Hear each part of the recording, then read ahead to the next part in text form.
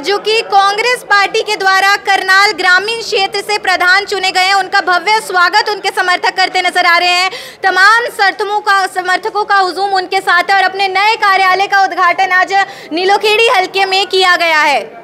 कांग्रेस ने अपने संगठन को मजबूत बनाने के लिए तमाम जिलों से प्रधान चुने हैं। ऐसे में करनाल ग्रामीण क्षेत्र से जो प्रधान चुने गए हैं राजेश वैद, उन्होंने अपने कार्यालय का उद्घाटन आज नीलोखेड़ी हलके में किया है और 4 हलकों की जिम्मेदारी अब उन पर है। उनसे सीधी बातचीत करेंगे। तमाम कांग्रेस के वरिष्ठ नेता भी उनका सहयोग समर्थन करने के लिए उनके कार्यालय में पहुंचे नजर आ रहे हैं। सबसे पहले बातचीत सीधा राजेश वैद से।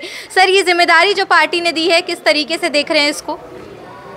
पार्टी ने एक बहुत ही बड़ी जिम्मेदारी मुझे सौंपी है और मैं परम पिता परमेश्वर के चरणों में प्रार्थना करता हूं कि वो मुझे इस जिम्मेदारी का बखूबी ईमानदारी के साथ निभाने की ताकत बख्शे। आज मुझे आशीर्वाद देने पहुंची मेरी बड़ी बहन पूर्व विधायक सुमिता सिंह जी और हमारे ऑल इंडिया कांग्रेस कमेटी के सेक्रेटरी रहे और प्रभारी रहे कई राज्यों के मेरे भाई वीरेंद्र राठौड़ जी और हमारे चाणक्य पंडित जी और तमाम साथी सभी बसंत राणा जी, सतपाल कश्यप जी, राजेश चौधरी जी, रामफल कमालपुर जी और हमारे बैकवर्ड समाज के जो प्रदेश के संयोजक भाई अमरजीत दीवान जी, नितिन मल्होत्रा जी, दिनेश सेन जी, चेतराम जी, गिल जी, परवेज मुनीष परवेज राणा जी, हमारे भाई सैगल जी, राजकिरण सैगल जी और तमाम सभी बद साहब, तमाम साथी जो आज यहाँ पहुँचे हैं, मैं उन सब का दिल की गहराइयों से धन्यवाद करता हूँ और सबके एक ही प्रार्थना करता हूँ सबसे कि वो कांग्रेस पार्टी को मजबूत बनाने में हमारा सहयोग करें और हमारा एकमात्र लक्ष्य है कि कांग्रेस पार्टी का संगठन देश में चुनिंदा संगठनों में गिना जाए। हम सब मिलकर एकजुट होकर कांग्रेस का संगठन बहुत मजबूत खड़ा करेंगे और आप आने वाले दिनों में देखोगे कि कांग्रेस का संगठन मजबूत बन रहा है। नीलोखेड़ी की बात करूं या करनाल के जो अन्य हलके हैं उनकी भी अगर मैं बात करूं तो बहुत सी दिक्कतें हैं, बहुत से मुद्दे हैं आमजनों के। आपके सामने क्या क्या मुद्दे आए हैं और कैसे उन पे आप आगे फैसला लेने वाले, क्या कार्य करेंगे आमजन के लिए? देखिए, सबसे पहले तो मैं ये कहना चाहता हूँ कि बीजेपी एक वादा एक जुमला छोड़ती है, उसको कंप्लीट नहीं करती, उसको छोड़ के आगे बढ़ती है। अभी देखिए 2015 में हमारे मुख्यमंत्री जी थे खट्टर साहब, उन्होंने तरावड़ी में एक कॉलेज खोला, गर्ल्स कॉलेज, बेटी बचाओ बेटी पढ़ाओ की तर्ज पर कि भाई हम उसी दिन इसका उन्होंने नींव पत्थर रखा और कहा कि 2018 में ये इसमें सेशन स्टार्ट हो जाएगा। लेकिन आज 2025 हो गया है, अभी तक बिल्डिंग इनकम्प्लीट है, अधूरा पड़ा हुआ है काम।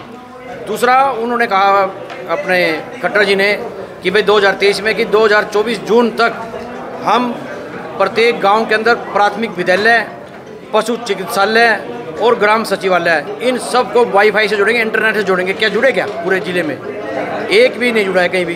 दूसरा उन्होंने कहा कि हम जो है अभी 2024 में अमृतकाल चला हुआ था जब, तो पूरे देश में सरोवर बनने थे, तो ज़िले करनाल में 75 अमृत सरोवर बनने थे और टारगेट दिया जून 2024 में कंप्लीट हो जाएंगे।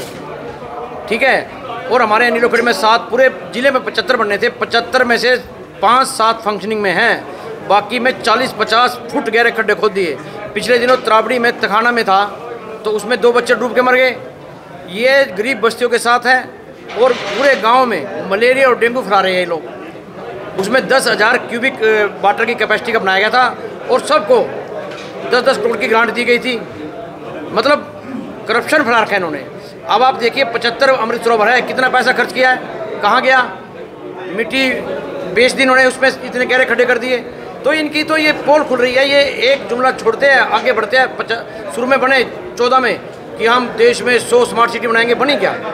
तो अभी इन्होंने देखो इलेक्शन में कहा था कि हम प्रत्येक महिला को बिना किसी भेदभाव के 21 रुपये देंगे, लेकिन आज कल किया लक्ष्मी लाडो योजना के तहत कि हम जो 1 लाख से कम इनकम है ना जी, उनको देंगे और साथ में वो भी कंडीशन ये है कि जो परिवार पहचान पत्र है ना जी, आपके परिवार में 6 लोग हैं, वो सब की उसमें जोड़ेंगे इनकम।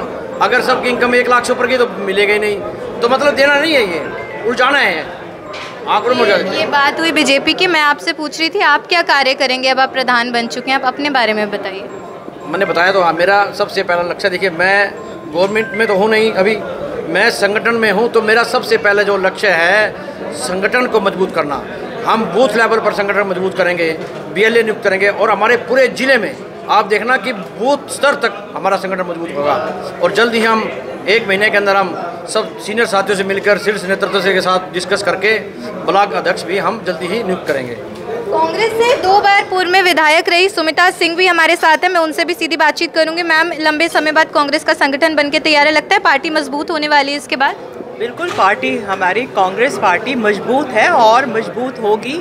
और जो लोगों की जो समस्याएं हैं हम लोगों तक पहुंच रही हैं, हम उसके खिलाफ भी जो लोग परेशान हैं, चाहे वो भ्रष्टाचार है, चाहे दफ्तरों के अंदर आपकी प्रॉपर्टी IDs की बात है, ये सभी दिक्कतें जो है उसके खिलाफ हम आवाज़ भी बहुत जल्द उठाएंगे और उठा रहे हैं।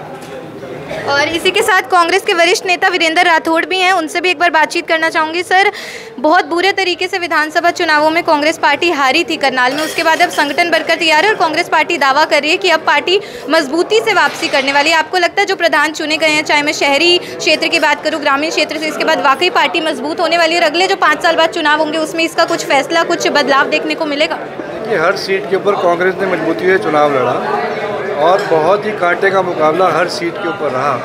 हार जीत तो परिणाम होते हैं, कोई ना कोई जीतता है, कोई हारता है, परंतु ये कहा जा सकता है कि कांग्रेस ने 9 की 9 सीटों के ऊपर बहुत मजबूती के साथ चुनाव लड़ने का कार्य किया। रही बात, आज हम सबके लिए बड़ा गौरव का दिन है, गौरव का विषय है कि जिला कांग्रेस कमेटी के कार्यालय का आज उद्घाटन किया गया है।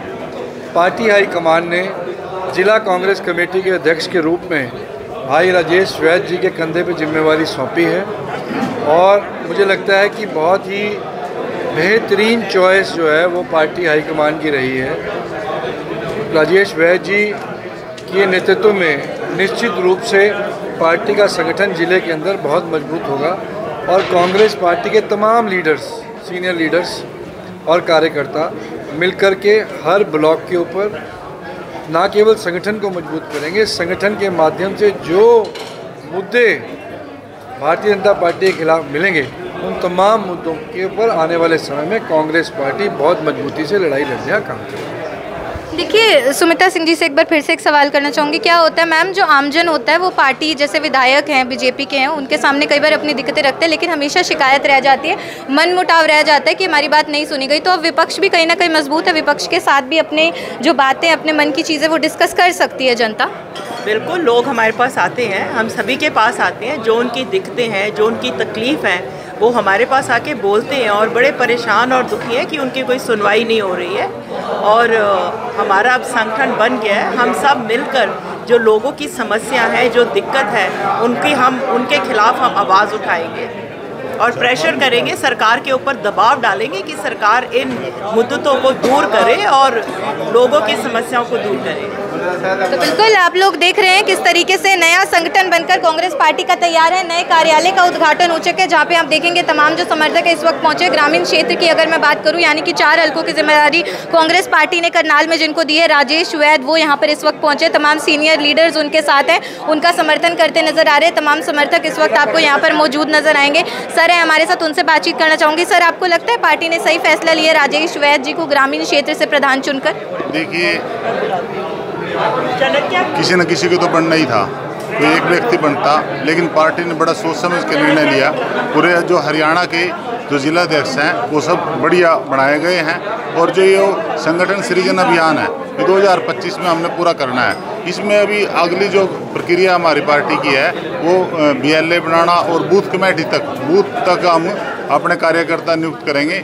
उसके लिए हमें पूरा विश्वास है, जो राजेश वैद्य है या परागप है, ये निष्ठावान लोगों को, जो पार्टी की गाइडलाइन है उसके अनुसार भी निष्ठावान लोग जो पार्टी के लिए पहले से ही काम कर रहे हैं उनको आगे लाएं, जो कार्य कर सकते हैं। नए चेहरों को जिम्मेदारी दी जाएगी। बिल्कुल, नए चेहरों को इस बार पार्टी ने जिम्मेदारी दी है। जैसे मैंने बताया, कांग्रेस पार्टी ने संगठन मजबूत करने के लिए बड़ा ऐलान किया था। करनाल में एक बैठक हुई थी जहां सीनियर नेतागण जो है वो कांग्रेस पार्टी के पहुंचे थे कि हर जिले से 2 प्रधान चुने जाएंगे। ग्रामीण क्षेत्र की जिम्मेदारी एक पर होगी और एक पर निर्भर करेगी सारी जिम्मेदारी शहरी क्षेत्र की। शहरी क्षेत्र से कांग्रेस के जो जिला अध्यक्ष बने हैं उनका नाम पराग गाबा है, उनकी खबर भी हमने आपको लाइव दिखाई थी, जनता से रूबरू हुए थे। अभी फिलहाल आप देख रहे हैं ग्रामीण क्षेत्र से जो जिला अध्यक्ष चुने गए हैं वो इस वक्त हमारे साथ है, प्रधान है राजेश वैद्य जी, जिनको तमाम तमाम सीनियर जो नेतागण हैं कांग्रेस के, वो समर्थन देने के लिए पहुंचे। तमाम उनके समर्थक इस वक्त यहाँ पर एकत्रित है और जो नीलोखेड़ी हल्का है यहाँ पे इस वक्त उनके कार्यालय का उद्घाटन हुआ। तमाम समर्थक उनके इस वक्त आपको यहाँ पर मौजूद नजर आएंगे और जैसे उनका दावा किया गया है कि अब विपक्ष भी बहुत ज़्यादा मजबूती से वापसी कर रहा है,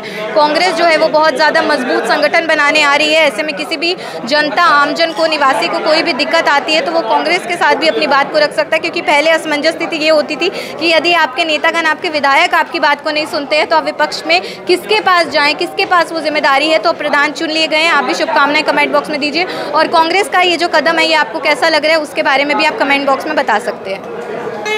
राहुल गांधी जिंदाबाद, कांग्रेस पार्टी जिंदाबाद, भाई राजेश वैद जिंदाबाद, कांग्रेस पार्टी जिंदाबाद।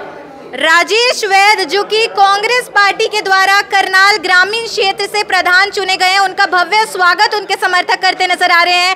तमाम समर्थकों का हुजूम उनके साथ है और अपने नए कार्यालय का उद्घाटन आज नीलोखेड़ी हल्के में किया गया है।